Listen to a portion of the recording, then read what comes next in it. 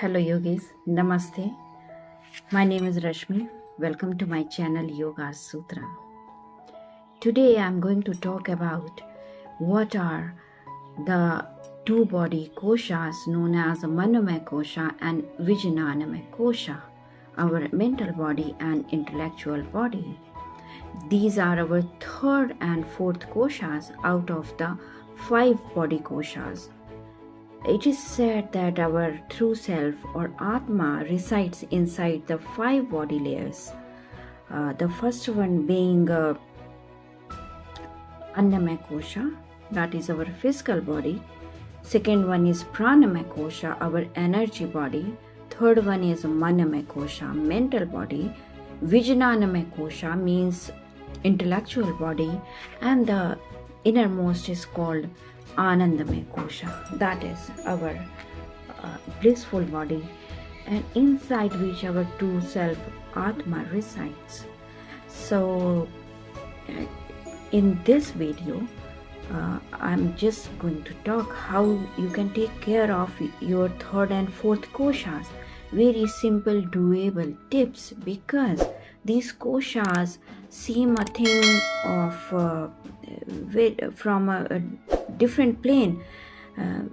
For me it was very difficult to visualize and work upon these things. It took a lot of time to understand and realize that there are simple steps using which I can balance or strengthen or brighten or peel these sheets of illusions. So one by one I'm going to talk about the characteristics of each koshas. So first, to start with our mental body, Manomaya kosha. So according to Bhagavad Gita, Shri Krishna in 16th lesson said that there are 6 enemies. In fact, he talked about the 5 enemies, but I'm here going to talk about total 6 enemies named as Kam, Krodh, Moh, Lobh, Ircha and Ahankar or ego, pride. So that means lust, anger, attachment, greed, jealousy or envy, and ego or extra pride. So, and these 6 you can say these are personality traits in someone, and these are actually interrelated to each other. So when you start working on any one of these, other are also affected.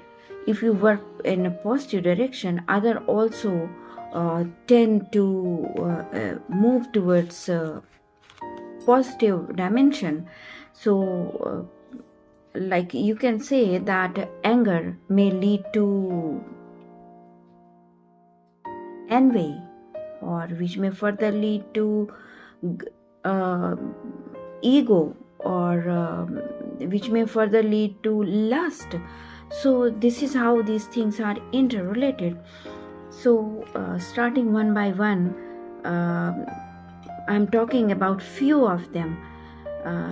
So first one is Irsha, that is jealousy. So this is very common personality trait which all of us have, but a very easy thing you can do to suppress or to totally remove. Actually, don't suppress, you just remove it from its root so that it never comes back when the same kind of situation arises again. Jealousy mainly arises when somebody does something which you wanted to do, or somebody achieves something which you wanted to achieve in your life. So personally, I have suffered a lot with this jealousy trait, but now I have totally coped up how to counterattack and how to totally remove it just by a simple step, that whenever I am jealous of a person, I reach out and connect with that person via phone call or personally, and congratulate on his or her achievements, and shower some nice words, some praise, and in turn I also get those words reflected upon me. That person also showers same kind of emotions upon me, and that makes such a positive impression of that person that I fall in love, and I feel kindness. I have a feeling of gratitude, affection. So this is how you can totally change the scenario from negative emotions, from being victim of negative emotions, to being a person who is being showered so much of the positive emotions. So similarly, you can second number is lobe or greed. So greed origins most of the times when people feel that others are living in abundance and they are in scarcity, and in order to gain more and to compare with other people, they become greedy, and they feel that they should get everything from everyone. They are always in receiving mode. Anyhow, somehow they look for some gift, or sometimes they also go for unfair means to get money, to earn a lot many things. But first thing to encounter being greedy is keeping your expectations on average level, on judicious level, like not just collecting so many things of comfort, so many things of luxury, or appliances, then clothes, then of course you have as much you need, but don't go for collecting so many things. And but still, if you get the feeling of being greedy or being in the mindset of scarcity, that you are not feeling of abundance, then you can simply go and donate something to someone who is needy. Give something to someone, to a person who needs that thing very urgently. Here you can take an analogy of a warm jacket which you love very much. You have it, and but next day you see a person walking via your street who has no warm clothes to wear, and it's very chilled outside. You just think about donating that jacket to him. Would you do that? Ask it to yourself. So while donating, just keep it in your mind that it shouldn't burn a hole in your pocket, and more importantly in your heart, because if you will do that, you won't donate it again. So when you give something to someone, just keep in mind that you should have nice feeling.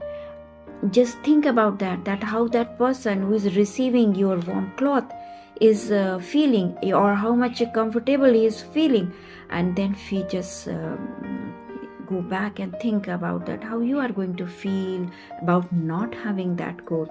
Do you have other substitute? And if the answer is yes, that the feeling of that person in front of you is has more dominance than the feeling of your losing your coat, then of course you should go for it and donate it. And but if your answer is no, then please don't. please don't. You find something else by giving which you don't break your own heart, and at the same time you can benefit that person. So of course, while giving something to someone, you must reach to an agreement with your inner self that you must give it. This is how you can develop that muscle in your mind, in your heart, to keep donating the things. You reach to a point where you can donate something which is very much dear to you and still have a feeling of you have a pleasant feeling. And that is that point when you are totally out of that greediness. Being greedy is not your business. So this is all about not being greedy and living in a mindset of abundance. Because when you keep giving, this is for sure that you set your abundance mindset. And if you keep taking, you always live in scarcity. Although you might have collected so many objects, so many things, so much of money, but your mindset will still remain greedy. You will never have feeling of living in abundance. On the contrary, with lesser means, with lesser objects, with the lesser things of comfort, with lesser money, you can live joyfully in the feeling of abundance. So this was about the greed. Now, behavioral changes which you can bring in your life by practicing certain of the characteristics, and you can benefit your Manomaya kosha. Sometimes this kosha is overactive, and when our Manomaya kosha is overactive, it stresses our nervous system. So you should always take care that it should not be overactive. You should not think a lot, and keep your mind calm and cool. Then comes the third one is anger. Let's talk a bit about anger. So when you are angry, just look at yourself in the mirror. You look horrible. What happens? Your face starts burning. Your eyes widen up. Your body is heated. Blood pressure rises up. You start trembling. And if this condition continues, this is an invitation to the hypertension. And in many of the cases, it has led to the heart attack, stroke, and even death. So anger is something you should always avoid. And to avoid the anger, first thing is to recognize your anger. So once you recognize that you are angry, because we get angry most of the times with our thoughts. We think about something which happened years back, and then we become angry. What you should do then? You should immediately change your position. You change your physical space. Suppose you are sitting and you are thinking those negative thoughts, you gradually stand up. Take 3 or 4 or 5 deep breaths. And that will certainly cool you down.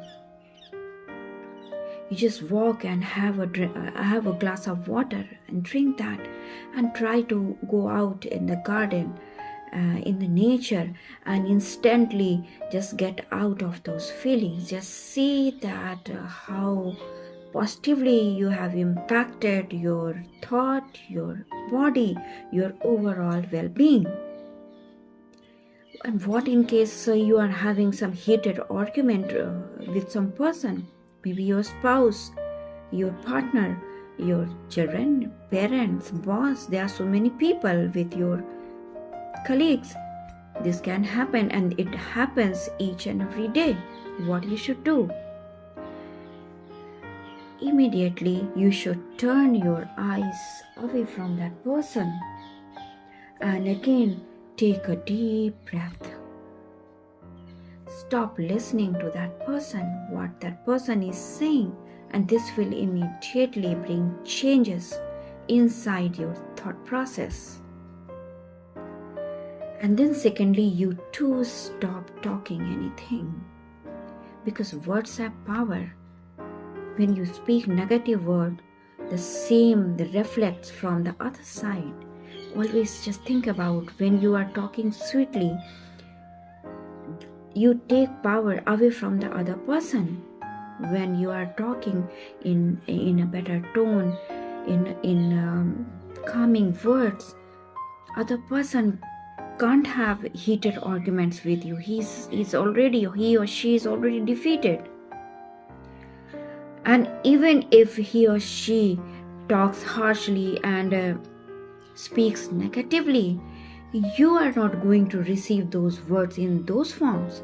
Those words are going to lose energy because now with your balance in Manomaya Kosha, you have created a boundary, a kind of positive aura, when other person's negative energy and anger will no more going to affect you.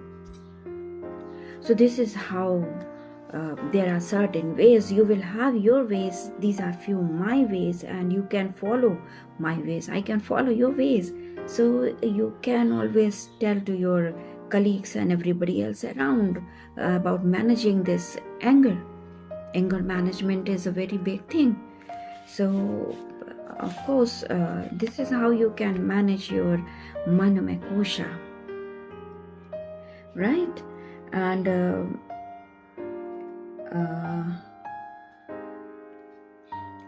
coming to the our fourth kosha, the Vijnanmaya kosha, the intellectual body.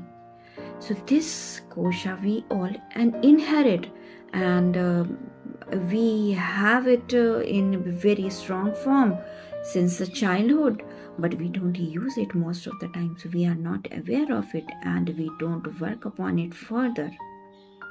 And this is very easiest layer to work upon, and this is very difficult too, because this is so subtle how you are going to work on intellect. One nice way to work upon your this kosha is reading a lot of texts, reading books, and mostly spiritual books, because they are going to change your perspective. They are going to teach you way of living, and they are also going to teach you manage your other koshas. So reading of spiritual texts is a major thing you can incorporate in your life, and it has totally changed my life. I keep it in my practice that each day in the morning I read at least 2 or 3 pages depending upon the time, or more pages too. I read from my favorite spiritual text, and that may belong to any religion, it doesn't matter. A more very strong way to manage your this kosha is managing your other 3 koshas, the outermost koshas, that is the Annamaya kosha, Pranamaya kosha, and Manomaya kosha. Your physical body, your energy body, and your mental body. When you manage these 3 bodies, the 4th body will manage automatically. It will brighten, it will be strengthened.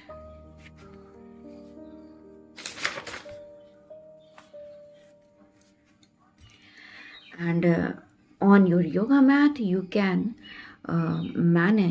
you can strengthen your Vijnanmaya kosha by Ashtanga yoga practice, where you can do your yoga sequence perform dharana, that means focusing on a certain object. Dhyana, that means meditation. A regular meditation practice is really required for everyone. So each day sit for meditation when you are going for your yoga sequence. And this is how you can increase your intellect. So everybody is trying to increase the mental power, the intellectual power, because all the things happening in this world belong to these two layers. All the inventions, all the new discoveries, all the new ways of living, and whatever we have nowadays is out of the intellect of certain peoples known as scientists. We can also have our intellect at the level of intellectuality up to that level. And if all this seems so much work to you, then I would say you that you simply go to your yoga mat and perform your daily yoga practice with certain pranayama and with meditation. You are going to balance each and everything. So after this video, my second video is going to be on your yoga mat for balancing your Manomaya and Vijnanmaya kosha. So that yoga sequence will incorporate everything to take care of your these two koshas. And first two koshas video I have already published. You can find link of everything in the description below. And if you still feel this daunting work, you just find my free ebook and read that book, which is on chakra balancing, because with the chakras you can access everything. With the root chakra and with the sacral chakra and with the solar plexus chakra, you can access your physical body and energy body. And with the higher chakra, that is throat chakra, heart chakra, throat chakra, and third eye chakra and crown chakra, you can strengthen your other koshas. So yes, the one most approachable way of accessing and peeling these sheets of illusion is via chakra balancing, because chakras are not that subtle. They are, although they are subtle, but we learn a lot about chakras. I have done plenty of work on those chakras, and you can take advantage of that. You will find a link of everything in the description. And apart from that, lot many videos are there in my channel, in my blog posts, so you can go through it. And please write in your comments what else would you like to know about your these sheath of bodies and or other things related to yoga. Please do subscribe to my channel so that I can notify you whenever a next video is coming related to these koshas or other very important aspects of yoga. So yogis, I hope you like this talk on what are our Manomaya and Vijnanmaya kosha and how to strengthen both of them and peel the sheets of mental body and intellectual body. Thanks for being with me. Namaste yogis.